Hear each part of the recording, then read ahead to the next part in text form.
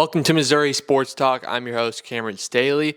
Today we are back. It's been over a month since I've been in this chair doing a predictions video. We've got small school basketball predictions today, class 1, 2, and 3 for this week. Let's jump straight into it. We've got no final scores this week, so we just go straight to the predictions. 18 games today.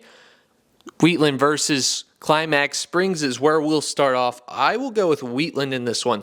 They split 1-1 against each other last year. Wheatland holds the matchup history 10-8 since 2015-16 season. I'm just not convinced on Climax Springs quite yet, another 10-1, but they've had a pretty easy path there. Really, the only team that they've beat that's significant is Halfway, and they're not in the top 10 either. I will go with Wheatland here. King City versus North Andrew. Last season, King City snapped a 16-game losing streak to the Cardinals.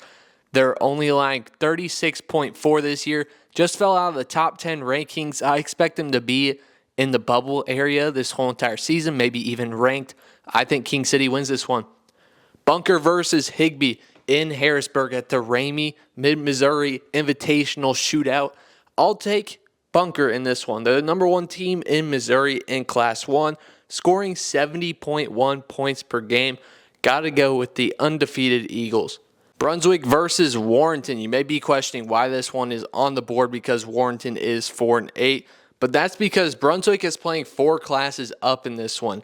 They just lost to Western last week. I believe it was the New Franklin tournament, so they're hungry to prove themselves again. Just lost their number 1 spot to Bunker. They want to prove that they 100% are a top 2 team. This is a rematch of last season. It also happened at the Ramey Invitational. Brunswick won that one 50-47. I believe they win by a little bit more than that this year. Delta versus Bell City. This game is basically for a ranking. Number 9 Bell City playing number 10 Delta. I think whoever loses this one drops out, especially because Bell City's about to play Puxico. I've got a feeling they lose that one as well. So if they lose to Delta, they're out, and then Delta's already number 10. So if they lose this one, kick to the curb, potentially for either King City or Kingsville, depending on how their results go this week. I will go with Delta in this one. This is going to be our Class 1 game of the week. I think it's prove-it time for them. They played some pretty easy schedule to start off, and their tough games, they're losing. So I think this is a really important one for them.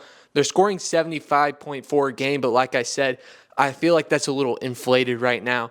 And this is really one to show guys like, hey, we're a top 10 team. Drexel versus Kingsville. I will go with Drexel in this one. They're looking to snap 3 straight losses to Kingsville in this game. Home cooking here. This is a home game. I believe it's a Friday night game. It is. I think they win this one. They're only allowing 37.2 a game. Got to go with the Bobcats. Class 2 scoreboard here. Chaffee versus Scott City. Scott City just beat Delta, who we just talked about, by 30 a few nights ago. I think they're hot right now. They've really flown under my radar so far this season, but they are scoring 70.3 points a game. I'm taking the Rams on the road. New Franklin versus Glasgow. The Yellow Jackets lost the first matchup, 84-78 in overtime. I think they get the revenge here on the road. South Pemiscot versus Hayti. The Bulldogs have a good record sitting at 9-1. I'm just not certain about them quite yet. They've played some easier competition. I'll take Hayti here on the road. They're 14-9 against South Pemiscot since the 2015-16 season. I'm highlighting that more because they play so much rather than an impressive matchup history in Haty's favor. Haty's doing better against common opponents. I think that's what it comes down to. It's just so early in the season, we just don't know 100% what these teams are like. This is a big prove-it game for both of them. Give me Hayti. Scotland County versus Western. I will take Western. They're coming off a big win against Brunswick, which I just mentioned earlier. They're 8-2 against Scotland County since the 16-17 season. Hornets, they just entered the top 10. I think they ride that momentum. St. Paul Lutheran of Concordia hosting Lafayette County. This one feels pretty easy to me. The Huskers of Lafayette County, Higginsville, they have 9 straight wins against St. Paul Lutheran. I think they make it 10 here. Both teams only allowing around 40 points per game. I expect a defensive matchup and Lafayette County to come out on top. The Class 2 game of the week is Hartville versus Norwood. They had 3 big matchups last season, all close games. Norwood won the first one, and Hartville won the last 2, including a district matchup. I'll take Hartville in this one as well. They've solidified themselves as the number 1 team in Missouri in Class 2. I think this can just add to the resume. Right now, Norwood is number 5. So I feel like we could get a pretty good mix-up if Norwood wins this one, and it would probably spring Norwood up into the top 3, probably drop Hartville all the way down to 4. That's how close this race is. It's real tight there. Puxico's at number 2, Eugene at 3. I love Class 2 this season. I'm really excited for this matchup. Class 3 scoreboard as we're rolling through it.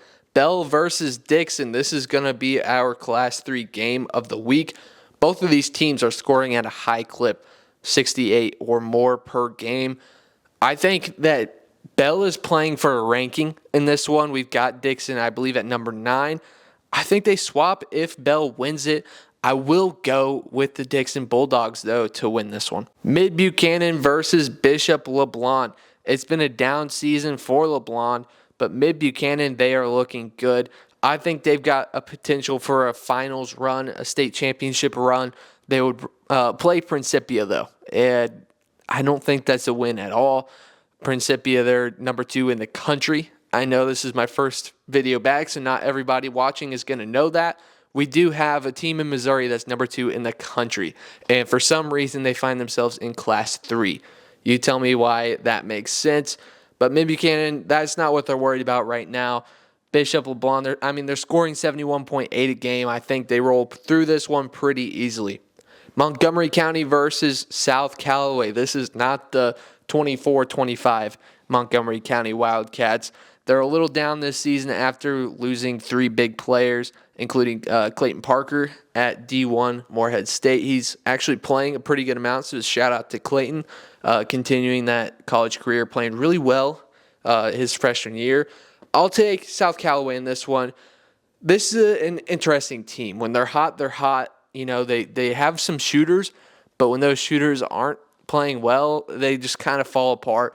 The defense, it's interesting. I saw them against North Callaway. They played great to start off the game, but they've got this weird, like, trap defense. It's like a zone.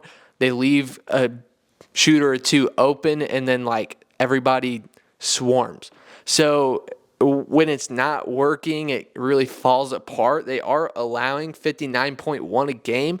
It just didn't feel like that when I saw it. Like, it was working to start off, and then they kind of got out of it in the second half, and it went to overtime. So North Callaway did end up putting a pretty good amount of points up because they had an extra quarter to play.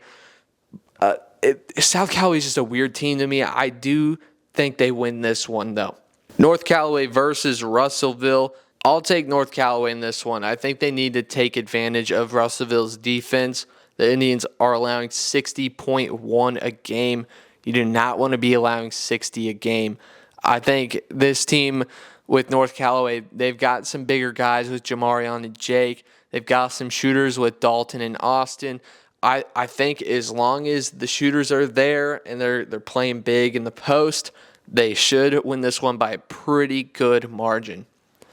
Sparta versus Fordland. I will take Sparta. They are way more battle-tested this season so far. Playing Springfield Catholic twice is really big for them. Springfield Catholic is a great team. They're actually 1-1 against them. Picking up a win against Springfield Catholic is pretty impressive. I don't want to hang the hat straight on that, though. They have 5 wins, 5 straight wins against Fordland, I should say. 13-4 against them since the 15-16 season. I will take the Trojans here. El Dorado Springs hosting Lamar. I'll take a road team here. I know El Dorado Springs got a good record. Not worried about that, though, because Lamar is 9-1 against them in the last 10. They're scoring 61.3 a game. Give me the Tigers. On Thursday, we will have the large school predictions classes 4 through 6. Tomorrow, look out for Centralia Wrestling highlights from their triangular duel. That's actually tonight if you're seeing this on Tuesday, and I'm going to that. It'll be posted on Wednesday, going up against North Callaway and Blair Oaks.